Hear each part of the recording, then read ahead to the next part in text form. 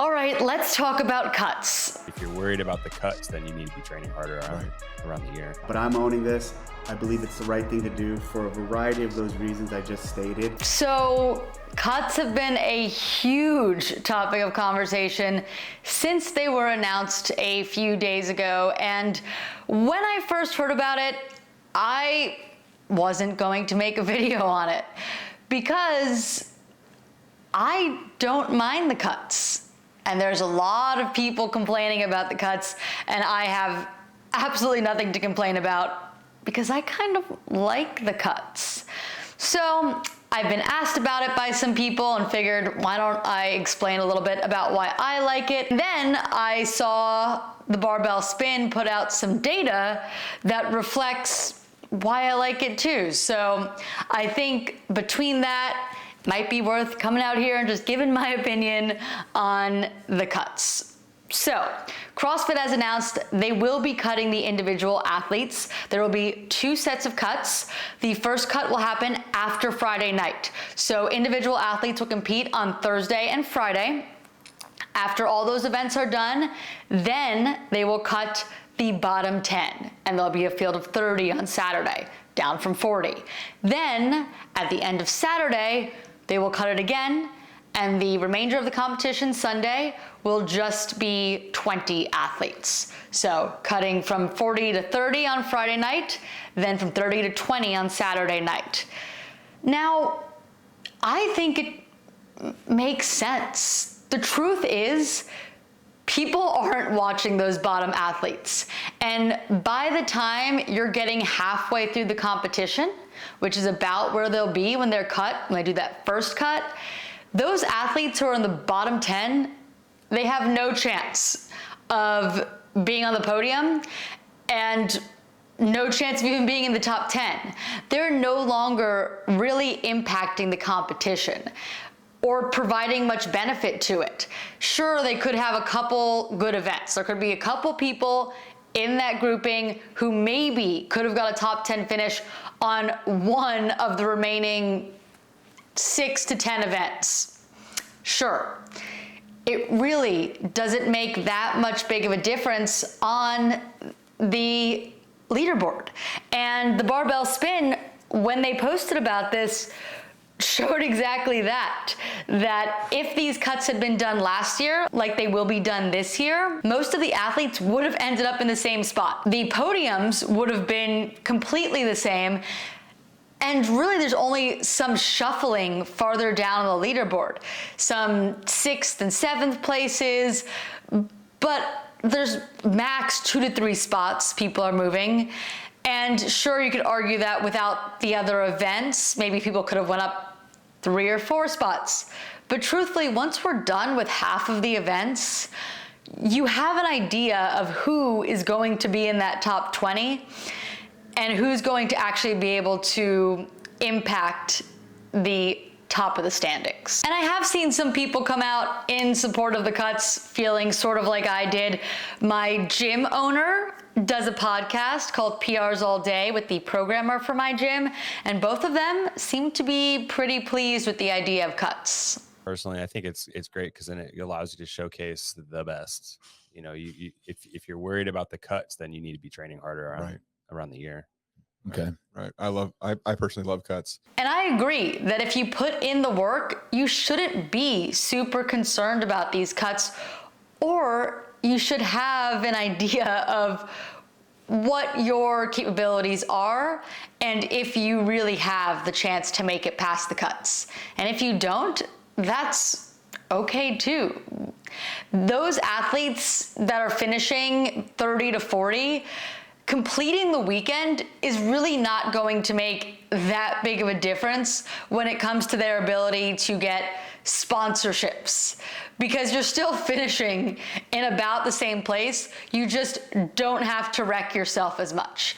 And yes, maybe they wanted those opportunities, but Overall, the biggest thing that's going to impact these athletes and their success and their ability to be full-time at CrossFitting is making it to the games, is their performance at semifinals. It's not necessarily the games. Think about even someone like Brooke Wells, who is a fantastic athlete, top 10 athlete, won't be at the games this year because she didn't make it past semifinals.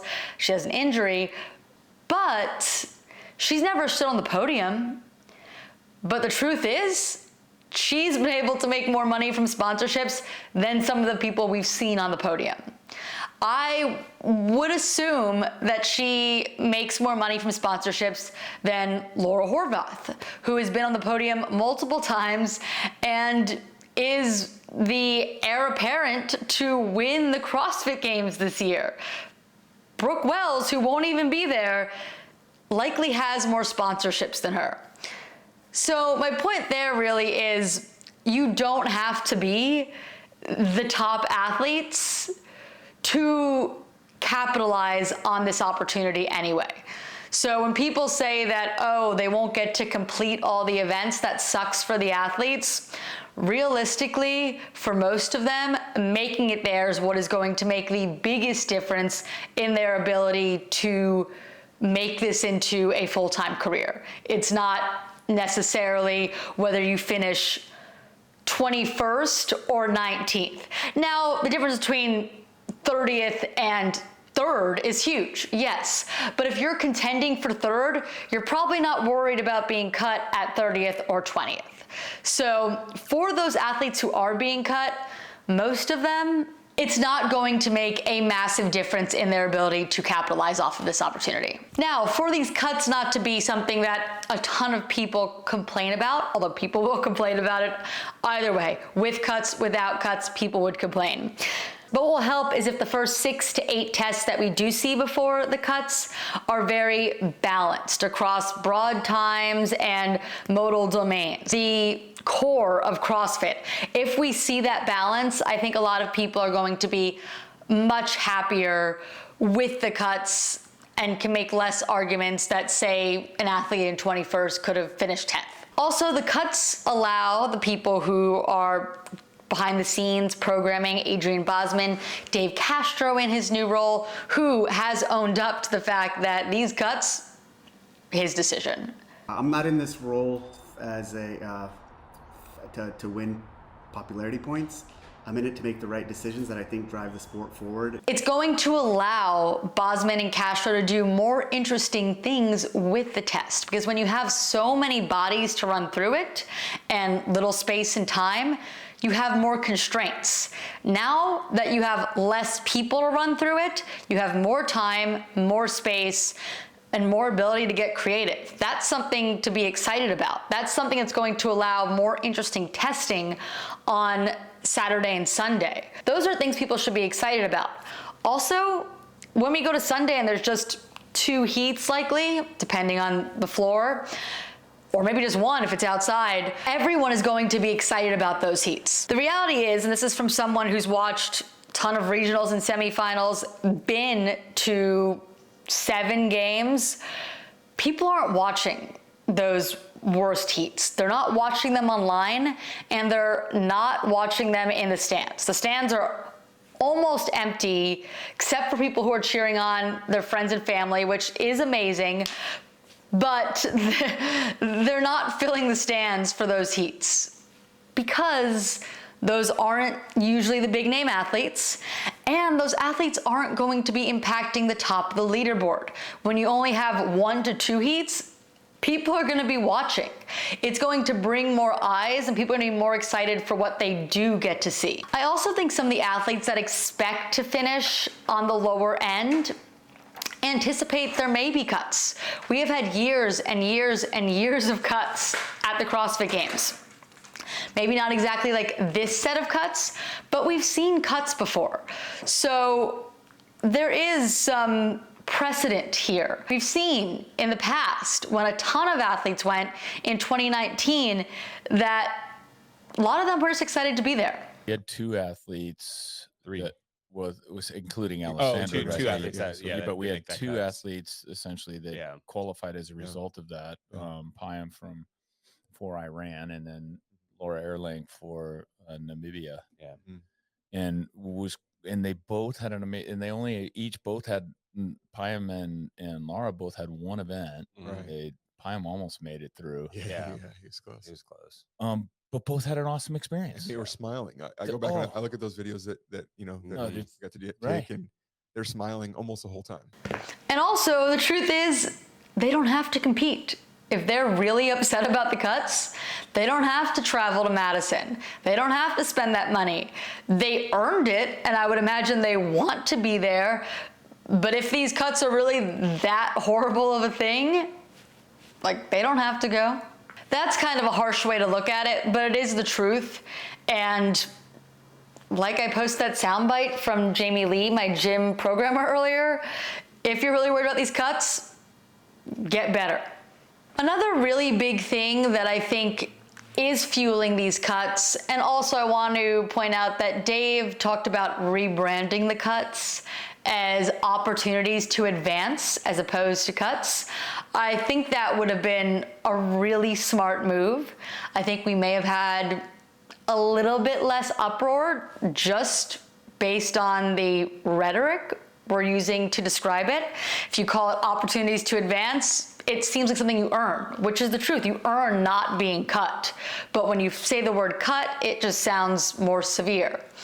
So I hope maybe next year they call them opportunities to advance versus cuts, but that's a whole nother thing. Another big factor that Dave did not talk about at all, but I think is part of why these cuts are happening and why it's 20 athletes being cut this year as opposed to last year when they only cut 10, is money.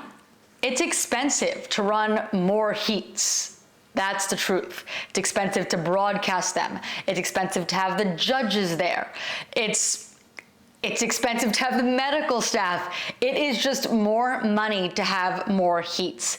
And I believe from what I've heard from some people is that this year, one of the big focuses for CrossFit is to make the games get closer to breaking even. Because in previous years, they've just lost money on trying to make it as big and as great as it can be. And there are smart ways to make it a little bit more economical and maybe even make it more interesting. And I think having the best of the best at the end of the weekend and not having the people that are no longer really competing for the podium or competing to really impact the podium, I think eliminating them, it just sort of trims the fat, really. And I think there's some value in that to make it a more interesting competition. I think there's some value in that to make the earlier part of the competition more competitive. Because in the past, you're like, well, I have 4 days to do well. So if I start slow, no big deal. I could pick it up with the other dozen events. Now you're gonna wanna do well from the beginning because you have to get to that opportunity to advance. If you do poorly at the beginning and just hope your events come at the end, you're gonna miss them. So I think it just puts more value on every event, and I think that is exciting. But anyway, I got sidetracked there a little bit. Back to the money. It is expensive to run these events. That is part of the reason we saw 2 events at semifinals not broadcasted, I believe. They didn't say that, but just from what I've heard through the grapevine and what I've seen in previous years, context clues and stuff, I know that's expensive to broadcast all the events, and I believe they're trying to save money this year so that they can keep the games going on, so that we can keep talking about this in future years. So this is a smart way to still, hopefully, I don't know what the plan is yet, but to still show us all of the event and allow all of us at home to watch for free the CrossFit Games happen, but not have to broadcast as many heats because there's less athletes to go through. Dave also mentioned, well, it's like I'm saying, saving money. It's also saving resources in the sense of just manpower from pure exhaustion. Like, these are long days. They're not only long days for the people competing, for the people judging, for the volunteers, for the staff. It's even long for the fans. There are so many heats constantly going on, always something to watch that, like I said, people aren't watching those lower heats, and it's not giving people an opportunity to do other things. There are so many things going on at the CrossFit Games that having a little bit less time sitting in the arena watching these non-competitive or less competitive heats is going to allow people to get out into the city of Madison, visit some of the gyms, go to Vendor Village, take advantage of some of the opportunities there. They have CrossFit courses going on where they're giving little tidbits about them. There's a lot of stuff, and I feel like because there was just so much to watch all the time, like I've been there several years. There is so much to watch. You can't watch it all. There are events going on simultaneously on different floors, and you want to watch more of it, and you just can't because there's so much. This is going to allow people to be able to watch more of what they want to watch and not miss as much because they have to, because you can't watch it all if it's happening simultaneously. Less things will be happening simultaneously. Me, I think these cuts are good. I like the cuts. I like that it's going to make the first 2 days of competition even more valuable because you need to do well. You can't bomb events. Dave also made a good point of these athletes that are gonna get cut the first 10 that get cut, 31 through 40, those athletes will still get to do as many events likely, probably more, than they did at semifinals. They're still getting a pretty large test. They just don't have the opportunity to finish the test because they didn't pass it, essentially. Dave also used a comparison to the Olympics, that athletes will train for the 4-year quad for the Olympics, go and run 1 or 2 trial races and not get to advance, and they go home. And that's what happens. And that's even less time than these games athletes are going to get to compete over 2 days. The ones that get cut still have 2 days. I am a big fan of college basketball. March Madness, the NCAA tournament. Half the teams in that competition play 1 game and go home. And that is it. So just what it's like. It's what these major events are like. It's not just CrossFit. Cuts happen. Teams can't advance. It happens in all sports. Just because CrossFit has had years where they don't cut anyone doesn't mean that people should expect that to be the future, because I think we're getting the idea that it's not. But I think we should embrace the excitement that comes with having everything be a little bit more important because there are looming cuts or less opportunities to advance. And I truly believe that Dave has CrossFit's best interest in mind. I have heard some people have been concerned about the fact that Adrian Bosman programmed the games before this cut schedule had been announced, and that may impact the order of events and who advances based on those events. But the truth is, the best will advance. If Tia was competing, I would have no doubt she'd be in the top 30 after the first 2 days. All the athletes I think have a legitimate chance of winning the games, I believe will be in the top 30 after the first 2 days. I don't even need to know what the tests are. They're just the most well-rounded best athletes competing. So I'm not concerned about losing people that could win the games with the first cut or the second cut. We are not going to. And the data that Barbell Spin put out showing us how these cuts would have impacted everything last year if they had happened shows that there would not be much impact. So I say, let's not freak out too much. Let's see how it plays out. We have Dave Castro back involved with the CrossFit sport. So many people wanted that after he was fired. He is making moves that he believes is best for the sport. Let's see it out. Let's see what it looks like after the games is over, and maybe wait to judge exactly how it went until after we see it go and happen. Because I think this might be good. So let's see it. It's only a few weeks away, and then we'll really know how good or bad the cuts were. If you enjoyed this, make sure you like this video, subscribe. Lots of games content coming very soon. We're almost there. It's a big time of the year.